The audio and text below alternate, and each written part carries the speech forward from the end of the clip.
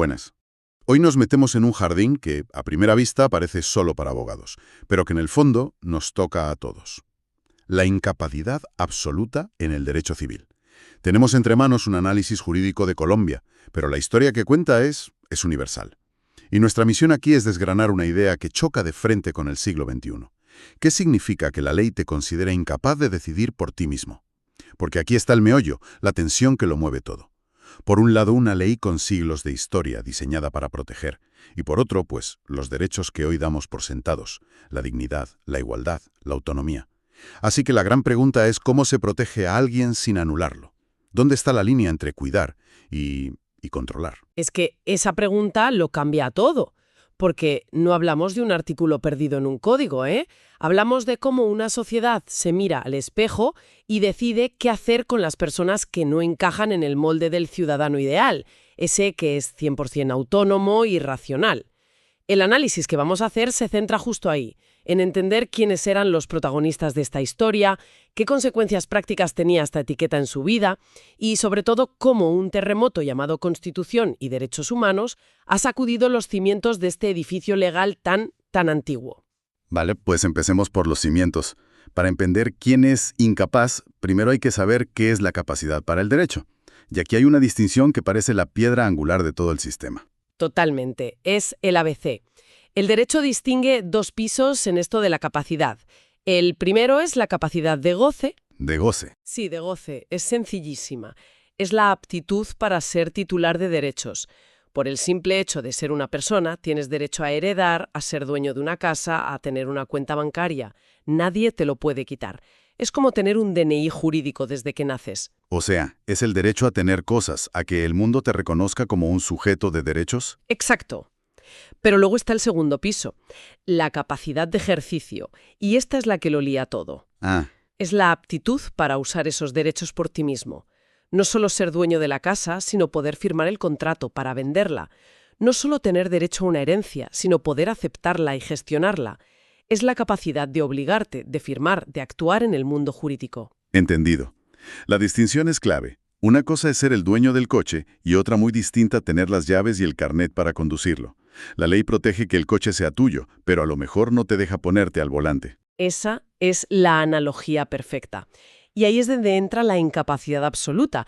Lo que hace es quitarte las llaves y el carnet. Pero jamás, y esto es fundamental, te quita la propiedad del coche. Limita por completo tu capacidad de ejercicio, tu capacidad de conducir tu vida jurídica. Pero tu capacidad de goce, el hecho de que el coche es tuyo, permanece intacta. Sigues siendo titular de todo, solo que necesitas un chofer, por así decirlo. Un chofer legal. Me gusta. Y la pregunta del millón es, ¿a quién considera la ley que no puede manejar esas llaves? ¿Quiénes son esos protagonistas a los que se les aplique esta medida tan drástica? Pues el Código Civil clásico, que en esto es hijo de su tiempo, era muy taxativo. Señalaba principalmente a dos grupos. Primero, los impúberes. Impúberes. ¿Sí? Que son los menores que aún no han alcanzado la pubertad. La ley aquí no se anda con chiquitas. Presume que no tienen la madurez ni el discernimiento para entender las consecuencias de sus actos. Y punto. Un momento. Pero eso suena increíblemente rígido. La ley mete en el mismo saco a un niño de 7 años que a uno de 13, casi 14, y les aplica la misma etiqueta. ¿De verdad el sistema no tenía más matices? Cero matices. Es lo que en derecho se llama una presunción de jure. No admite prueba en contrario. Es una regla fija, de brocha gorda si quieres, para dar seguridad a todo el mundo. No entra a valorar si este niño concreto es un genio de las finanzas. Aplica un corte por lo sano para proteger y simplificar. Y el segundo grupo. Aquí el lenguaje ya nos chirría mucho hoy en día. A ver. El código hablaba de las personas que padecen demencia. Uf, qué fuerte la palabra, ¿eh? Demencia. Hoy sería impensable usar un término tan vago y estigmatizante en una ley. Ya solo con eso se ve el choque de épocas del que hablábamos. Totalmente. Es un reflejo de la visión médica y social de hace más de un siglo. El término englobaba, sin mucha distinción, alteraciones mentales graves que, a juicio de la ley y de un juez, impedían a la persona expresar una voluntad consciente y libre. En ambos casos, impúberes y dementes, el diagnóstico legal era el mismo: falta total de discernimiento. Vale, ya tenemos a los protagonistas. Ahora viene el nudo. La ley, en su afán de protegerlos, les da un escudo, pero que es a la vez un poder tremendo que anula sus acciones. ¿Cómo funciona ese poder en la práctica? Si una de estas personas, por ejemplo, un chaval de 12 años, va a una tienda y firma un contrato para comprarse la videoconsola más cara del mercado a plazos, ¿qué pasa con ese papel? Pues pasa que ese papel es confeti. El efecto jurídico es el más radical que existe en derecho, la nulidad absoluta. La jurisprudencia, sobre todo la de la Corte Suprema colombiana, ha sido clarísima durante décadas. Ese contrato no es que sea débil o que se pueda anular si alguien se queja, no. Es que para la ley nunca existió, nace muerto. Ostras, o sea, es como si se hubiera escrito con tinta invisible. Un fantasma legal. Eso es potentísimo, porque significa que cualquier cosa que se derive de él, una deuda, la obligación de entregar la consola, se cae como un castillo de naipes. Exacto, no tiene cimientos. Es un acto jurídico hueco porque le falta el alma, la voluntad. La ley considera que si no hay discernimiento, no hay voluntad válida. Y sin voluntad, no hay contrato. Es un cascarón vacío. Y es precisamente por eso, para evitar ese vacío, que el sistema crea la figura del chofer que decías antes, la representación legal. Claro, alguien tiene que poder actuar en su nombre. Por supuesto, los padres, en el caso de los menores, o un tutor o curador nombrado por un juez, en el otro caso. Son ellos los que tienen las llaves del coche. Pueden comprar, vender, firmar contratos, pero siempre en nombre y en beneficio de la persona a la que representan. Y no lo pueden hacer de cualquier manera, ¿eh? Un juez puede supervisar sus acciones para asegurarse de que no se aprovechan de la situación. Es un mecanismo de sustitución total de la voluntad, pensado para dar seguridad a todo el mundo. A ver, todo esto que describe suena a un sistema blindado, casi decimonónico, un mecanismo de protección total. Pero me cuesta horrores ver cómo encaja eso con un mundo que habla de dignidad, de autonomía, de derechos humanos. ¿Nos salta todo por los aires cuando llega una constitución moderna como la colombiana del 91? Salta todo por los aires. Es el gran giro de guión. Lo que ocurre es un fenómeno que los juristas llaman la constitucionalización del derecho privado. Es como si durante 100 años hubieras estado mirando el derecho civil con un microscopio, enfocado en los detalles de los contratos. Y de repente, la Constitución te obliga a verlo con un telescopio, a ponerlo en el contexto del universo de los derechos fundamentales. La dignidad humana pasa a ser el sol, alrededor del cual todo lo demás tiene que girar. Esa es la imagen perfecta. La dignidad humana, consagrada en el artículo 1, se convierte en el principio supremo. Y junto a ella, la igualdad real y efectiva del artículo 13, que obliga al Estado a ayudar a los más débiles. El libre desarrollo de la personalidad del 16 y la protección especial a personas con limitaciones del 47. Todo este arsenal de principios constitucionales impacta directamente en la figura de la incapacidad.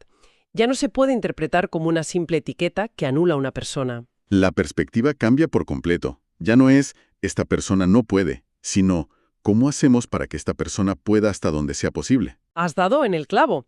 La incapacidad deja de ser vista como una sanción o una muerte civil para convertirse en una institución de protección reforzada. El fin sigue siendo proteger, pero los medios y la filosofía son radicalmente distintos. Y a este cambio interno se le suma un tsunami internacional, la Convención sobre los Derechos de las Personas con Discapacidad. Este tratado, que es ley en Colombia, dinamita el viejo modelo. ¿En qué sentido lo dinamita? Propone un cambio de paradigma total. Aboga por pasar de un modelo de sustitución de la voluntad, El que hemos descrito, donde el representante decide por la persona. exacto, a un modelo de apoyos para la toma de decisiones. La idea ya no es anular la voluntad de la persona, sino darle las herramientas, la ayuda, los ajustes necesarios para que pueda tomar sus propias decisiones. Es abandonar el paternalismo de «yo sé lo que es mejor para ti» y adoptar un enfoque de derechos de «te ayudo a que decidas por ti mismo». Vale, esto sobre el papel suena increíble, es un cambio de mentalidad brutal, pero bajando al barro, al día a día, ¿cómo se gestiona esa tensión? ¿Cómo se equilibra en la práctica la necesidad de proteger a alguien de un daño grave con el respeto a su derecho a equivocarse, a tomar sus propias decisiones? Ahí está el gran desafío, porque esto afecta a todo, desde firmar un contrato de alquiler hasta decidir sobre un tratamiento médico o gestionar un patrimonio. Y una de las herramientas interesantes que se mencionan para navegar estas aguas son los MASC, los mecanismos alternativos de solución de conflictos. O sea, buscar soluciones fuera de un juzgado. Exacto, a través de sus representantes legales o, cada vez más, con sistemas de apoyo, se puede recurrir a la conciliación o la mediación. Esto es clave porque permite buscar soluciones a medida, más humanas y rápidas que un juicio eterno. Imagina un conflicto familiar sobre la herencia de una persona declarada incapaz. En lugar de una batalla judicial de años, una conciliación puede encontrar una solución que respete sus deseos y garantice su bienestar de una forma mucho más digna. Pero aún así, el reto de fondo sigue ahí. El sistema legal colombiano, como tantos otros, tiene que evitar que esta idea de incapacidad, aunque la llamemos protección reforzada, se convierta en una etiqueta para toda la vida. Sin duda. Y esa es la visión más crítica y, para mí, la más interesante. El desafío es evolucionar hacia un sistema de trajes a medida. En lugar de la categoría única y rígida de incapacidad absoluta, se necesitan evaluaciones individualizadas, que miren qué puede hacer la persona, en qué áreas necesita apoyo y en cuáles puede decidir sola. Se trata de que la sustitución total de la voluntad, la figura del representante que decide todo, sea el último recurso. El objetivo ya no es solo proteger, sino empoderar. Es que el viaje que hemos hecho es alucinante. Partimos de una figura legal del siglo XIX, monolítica, casi una sentencia. Usted es incapaz, con un efecto demoledor como la nulidad absoluta. Y hemos llegado a un punto en que la Constitución y los derechos humanos la han puesto contra las cuerdas, obligándola a ser más flexible, más respetuosa, más humana. Me quedo con la imagen del fantasma legal para la nulidad, pero sobre todo con esa tensión constante entre la protección, que sigue siendo necesaria, y la autonomía, que ya no es una opción, es un mandato. Es un equilibrio que nunca es perfecto y que está en constante construcción. Y es justo ahí donde toda esta reflexión nos deja con una pregunta final, que es cuanto menos provocadora. Pues dispárala, es el cierre perfecto. Si la meta final, la utopía a la que aspiramos, es pasar de un sistema que sustituye la voluntad a uno que la apoya, ¿cómo diseñamos leyes que de verdad confíen en la capacidad de las personas, incluso cuando es diferente o limitada? Y, rizando el rizo, ¿cómo trazamos la finísima línea entre proteger a alguien de una decisión que le pueda arruinar la vida y simplemente impedirle tomar sus propias decisiones, aunque a nosotros nos parezcan extrañas, excéntricas o incluso arriesgadas? Encontrar la respuesta a eso no es solo un reto para el derecho civil, es el reto de construir una sociedad verdaderamente inclusiva.